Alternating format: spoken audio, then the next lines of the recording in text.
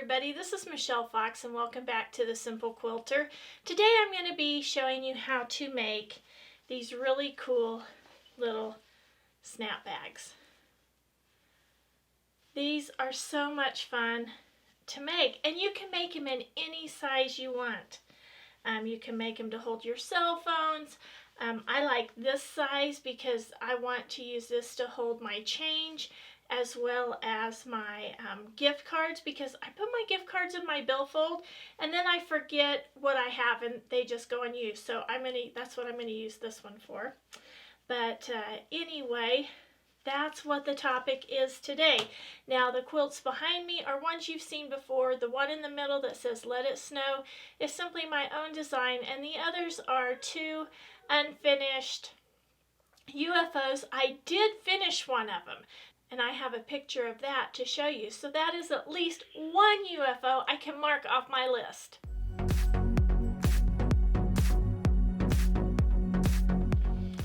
Okay, so here again are the little snap bags. And again, you can make them any size you want. Now, I will be showing you how to make this size today. But again, you can make any size, and you won't even need a pattern for them. Okay, so let's go over some of the materials that you'll need. First of all, you're going to need 3 coordinating fabrics. You're going to need a fabric for the outside of the bag, a fabric for the lining, and then a fabric for the little pull tabs. So you need fabric for the outside, here's the lining, and then the pull tabs. And you could probably even go to your scrap bins to find coordinating fabrics for these. Now, you can use any fabric. So this is what I'm going to be demonstrating today. I just love the little owls. They're so adorable. I like owls in real life. They're fascinating to me. But let me show you some other fabric choices that you could do. There are these with little foxes and animals on them. Then you could use the little green for a pull tab, or you could use the orange for the pull tabs. These are just so much fun to make. Now here's another option. You could do black for the outside of the fabric, red, this one for the lining, and this for the little pull tabs. I thought that was super cute. Okay, the next thing you're going to need is some fusible fleece. Now, I prefer to use fusible fleece, but you can use batting. I've done that, and then I just spray basted it on. But I like the fleece because it's a little bit thicker.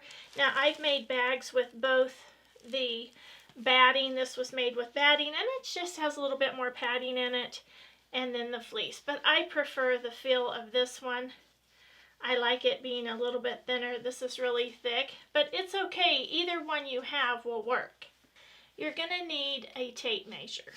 Now, I started out using this tape measure. This is a 1/2 inch tape measure, and this was just a cheap one that I bought at Walmart. But when I made the bags, I didn't feel like the snap. It snaps, but it's not a real powerful snap. And I want mine to hold things that I don't want to fall out, and coins and stuff will fall out of this one. So I raided my sister's garage when I was visiting her, and we found this one. So I've been using this one, and I really like this thicker metal for doing the snap portion of it.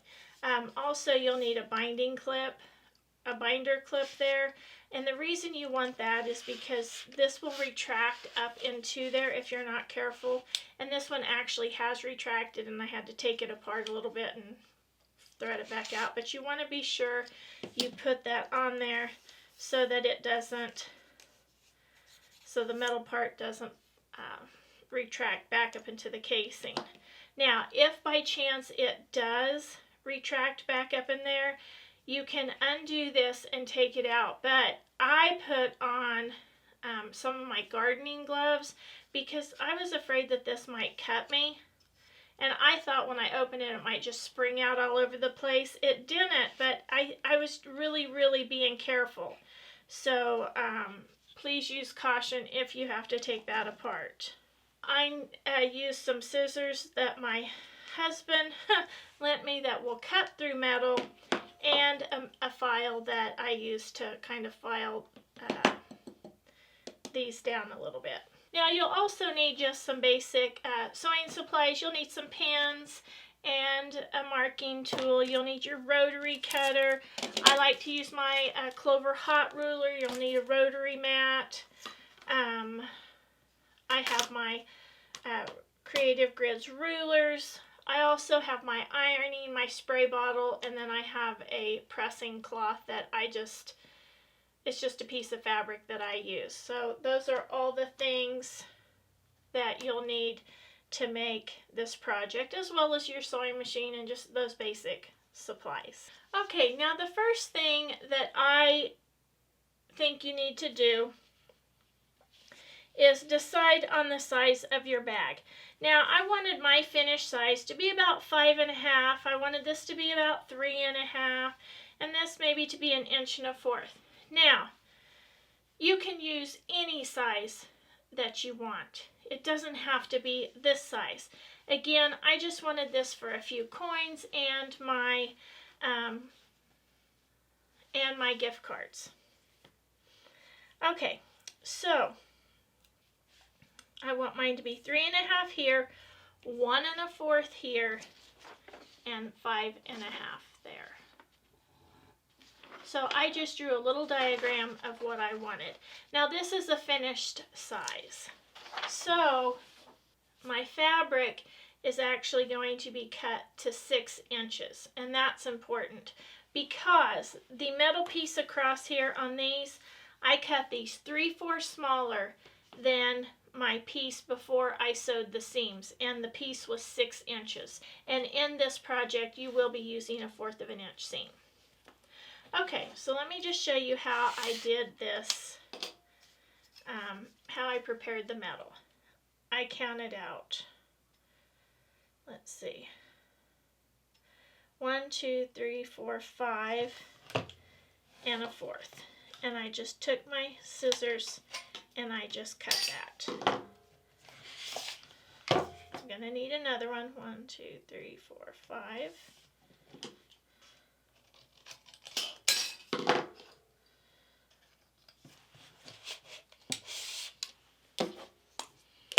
Okay.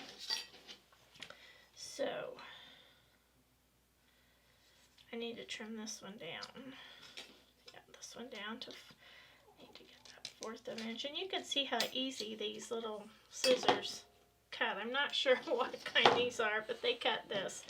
Okay, so then what I'm going to do, I'm just going to round these corners. So I'm just going to round those corners. And the reason I'm rounding the corners is because these corners are super sharp. Once you cut that metal, they are really, really sharp. Now, you want to be sure that you don't lose these little pieces as you cut them off, because these are super sharp, and just picking them up, it will cut your finger. So be really careful with those. I just trim that off.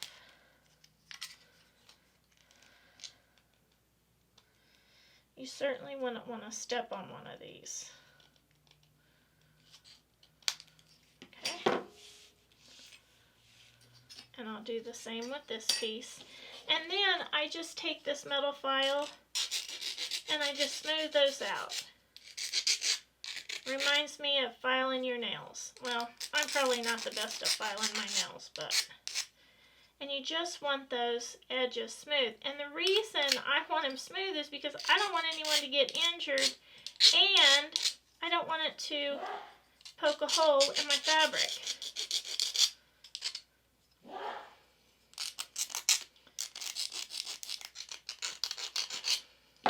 Okay, so that's all you have to do to get those ready. I want my outside piece to be 6 by 7 inches. So that's the piece I'm going to cut. I want my fleece to be 6 and 11.5 inches. And then I want an extra, up here in the lining, I want an extra inch because I'm going to leave a 1/2 inch there and a 1/2 inch here to turn down. Your outer fabric is going to be 6 by 7 inches. Your lining is going to be 6 by 12.5 inches, and you're going to cut 2 3.5 inch squares for your tabs. Now, your fleece is going to be 11.5 inches. So see, for this, whoops, I got that upside down. You want to be sure the right side is going to adhere to your lining, or anyway, that's how I do it. So this is going to be, this is 11.5 inches by 6 inches. This is 12.5 by 6 inches. So, and this, your outer piece, is 6 by 7 inches. Okay, so the next thing I'm going to do is I'm going to fuse the fusible fleece to the lining. All right, you want to be sure that your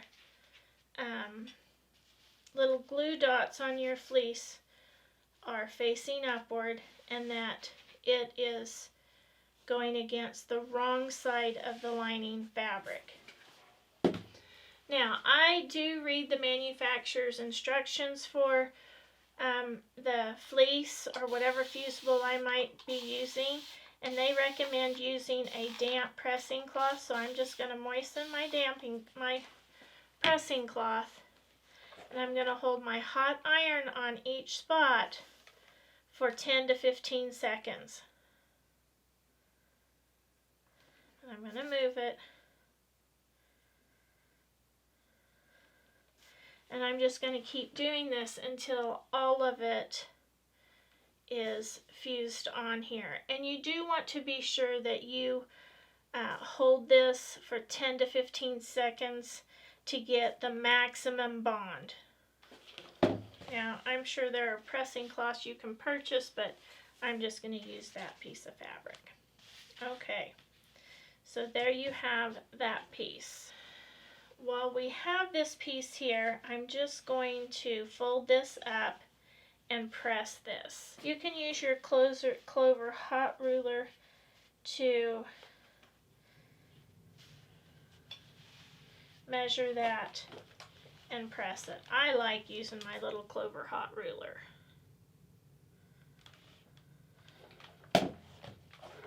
This just helps make sure those pieces are pressed down to the same width.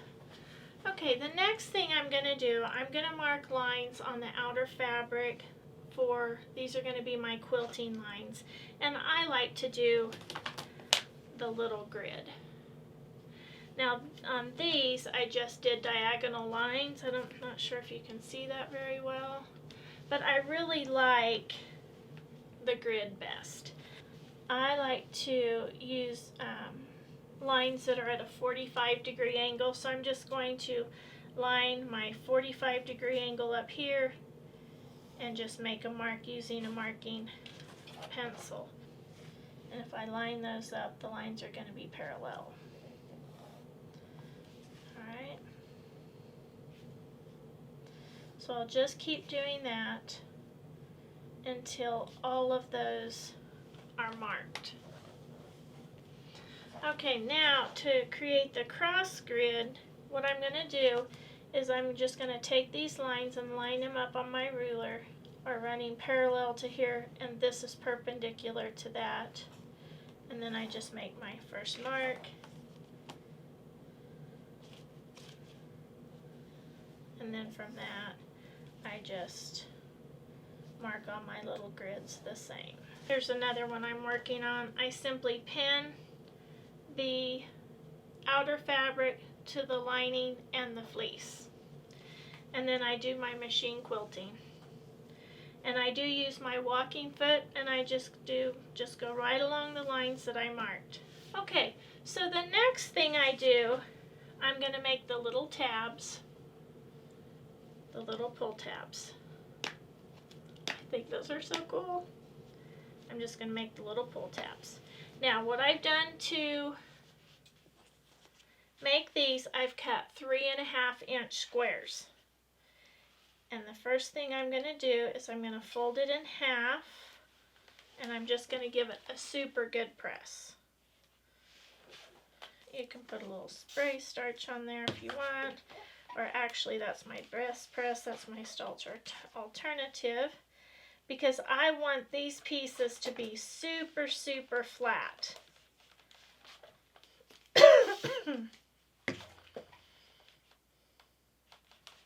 You can put your little handy dandy tailor clappers on there, just so that that ends up being really, really flat. And then all you're going to do, here's the folded side. This is where the fold is, right there.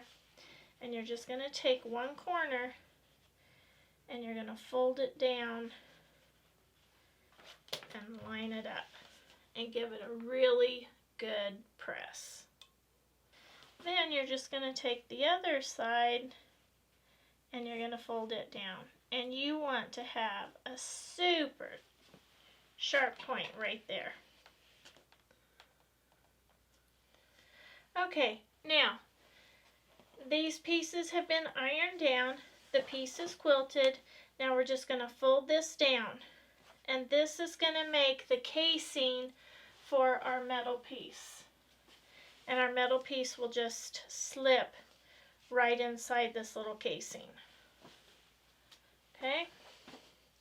So we're going to fold that down. And you need to be sure that this width is at least 1 inch in width.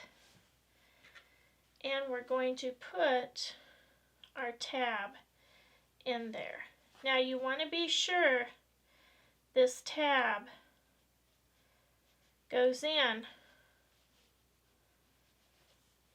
far enough so that when you sew your little top stitch, I'm going to do a little top stitch right along the edge here.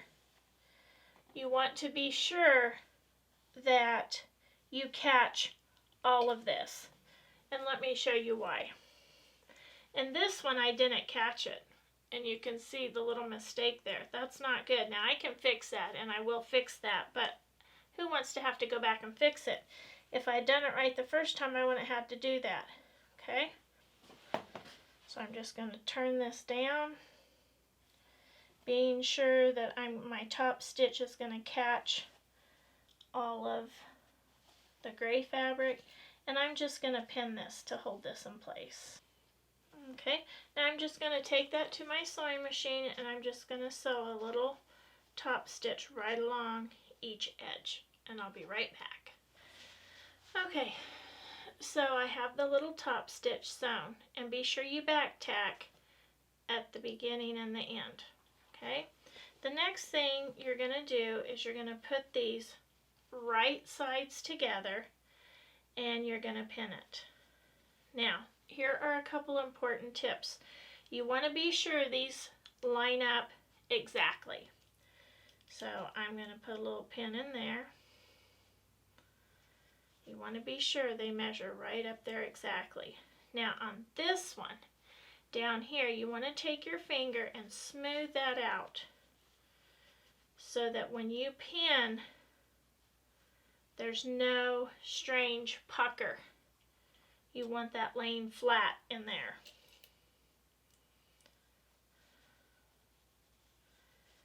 Okay.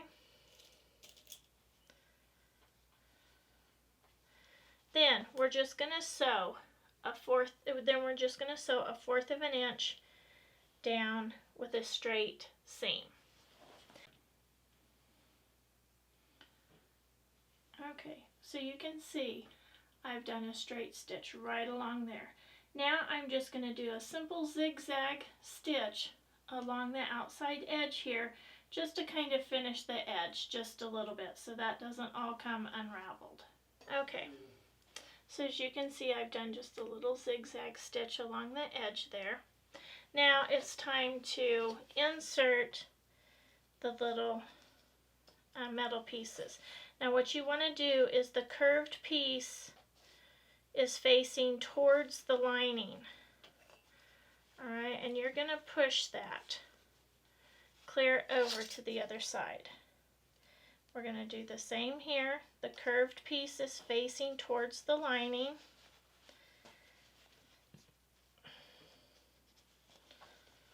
Okay.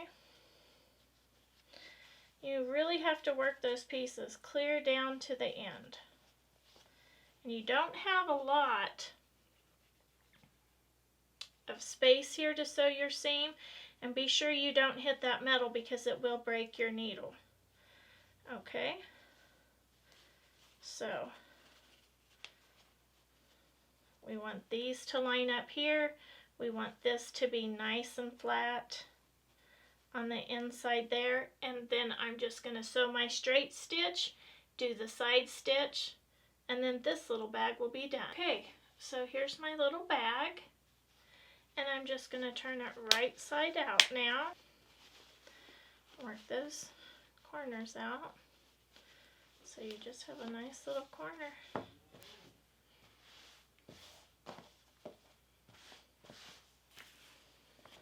These are just so cute. And I do a double seam. I just go over that same seam, that straight seam, twice, just because I do want these seams to be really durable. But anyway, and this one, I just laid my cell phone on top of it to get the right size for this one. And my cell phone will fit right down in it. Or you could use this for an eyeglass case. Don't forget to visit the So Many Quilty Things Etsy website for t-shirts, and be sure to use the coupon code to get a 15% off coupon for sewing and quilting apparel. I am going to be taking 2 weeks off from videoing for my quilt channel. This is going to give me some time to plan for my upcoming year. I do want to wish you all a safe and happy holiday season. Merry Christmas to all of you. I hope you've enjoyed this video. If you have, please hit the like button. Subscribe if you haven't, share with a friend, and as always, leave a comment. I love to get the comments, and I try to respond to each and every one. So until next time, have fun quilting.